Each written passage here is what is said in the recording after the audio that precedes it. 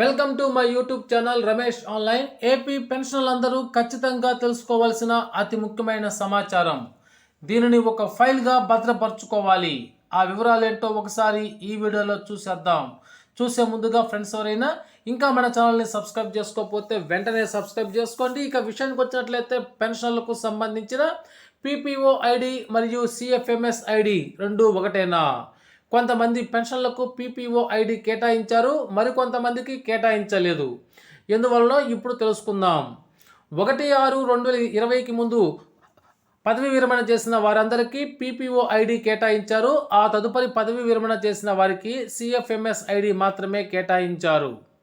ఈ తేడాని పే స్లిప్పుల్లో ఉంటుంది, గమనించుకోగలరు. పీపీఓ అంటే pension payment order.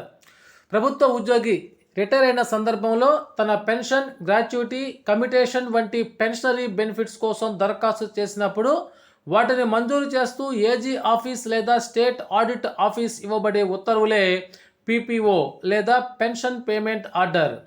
Pension payment order Andhra Pradesh ప్రభుత్వ ఉద్యోగులకు సాధారణంగా 8 అంకెలతో ఈ ఆర్డర్ ఉంటుంది.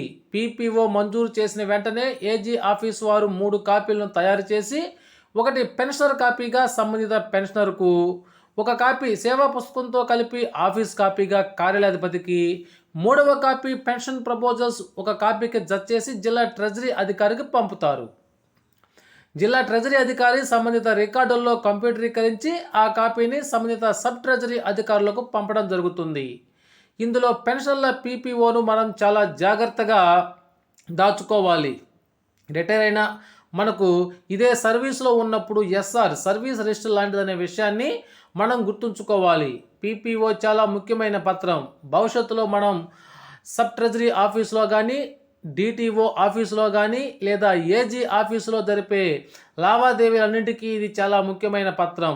ఒరిజినల్ పీపీఓ మాత్రమే మన దగ్గర ఉండాలి, జిరాక్స్ మాత్రం కాదు.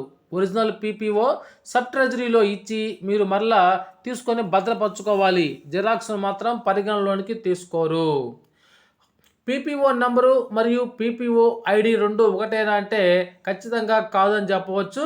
ఎందుకంటే ఏజీ ఆఫీస్ నుంచి వచ్చిన పెన్షన్ పేమెంట్ ఆర్డర్లో పేర్కొన్న పీపీఓ నంబరు మరియు పీపీఓ ఐడి ఒకటి కాదు, రెండు వేరు. పీపీఓ నంబరు పెన్షన్లు అందరికీ పేర్కొంటారు, కానీ పీపీఓ ఐడి మాత్రము ఎవరైతే 1/6/2020 ముందు పదవి విరమణ చేసి ఉంటారో వారికి మాత్రమే పేర్కొంటారు అనే విషయాన్ని గమనించాలి. పీపీఓ ఐడి అంటే ఏమిటి అంటే, పీపీఓ ఐడి అనగా రిటైర్ అయ్యి పీపీఓ ద్వారా వచ్చిన బెనిఫిట్స్ చెల్లించబడే సమయంలో సంబంధిత ట్రెజరీ వారు 8 అంకెలతో క్రియేట్ చేసి ఇచ్చే ఒక ఐడి. అందులో మొదటి 3 అంకెలు వారి ట్రెజరీకి సంబంధించినవి ఉంటాయి. తదుపరి 5 అంకెలు ట్రెజరీ వారు కేటాయిస్తారు. 1/6/2020కి ముందు పదవి విరమణ చేసిన వారందరికీ ఇలా పీపీఓ ఐడిని కేటాయించేవారు. పెన్షన్ల హెల్త్ కార్డు కొరకు ఈ పీపీఓ ఐడినే యూజర్ ఐడిగా ఉపయోగించవలసి వస్తుంది. ఎవరికైనా 2020కి ముందు విశ్రాంత ఉద్యోగులకు హెల్త్ కార్డు రానట్లయితే ఈ ఐడి ద్వారానే పొందవచ్చు. ఇక్కడ సిఎఫ్ఎంఎస్ ఐడి మాత్రం కాదు, ఈ విషయాన్ని గుర్తుపెట్టుకోవాలి. 1/6/2020 తర్వాత పదవి విరమణ చేసిన వారికి ఈ పీపీఓ ఐడి అనేది కేటాయించబడదు.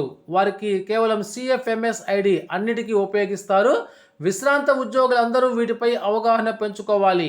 ఈ మధ్యకాలంలో పెన్షన్ల సంఘాలు అవగాహన కల్పిస్తున్నాయి. అయినా కూడా ముఖ్యంగా సీనియర్ పెన్షన్లు వీటిపైన అవగాహన తక్కువగా ఉన్నది. ఈ పత్రాలన్నింటినీ ఒక ఫైల్లో ఉంచాలి, అవసరమైనప్పుడు ఇవ్వడానికి అనుకూలంగా ఉంటాయి. ఓకే ఫ్రెండ్స్, ఇది ఈనాటి సమాచారం మీకు నచ్చినట్లయితే ఒక లైక్ చేయండి. Thank you.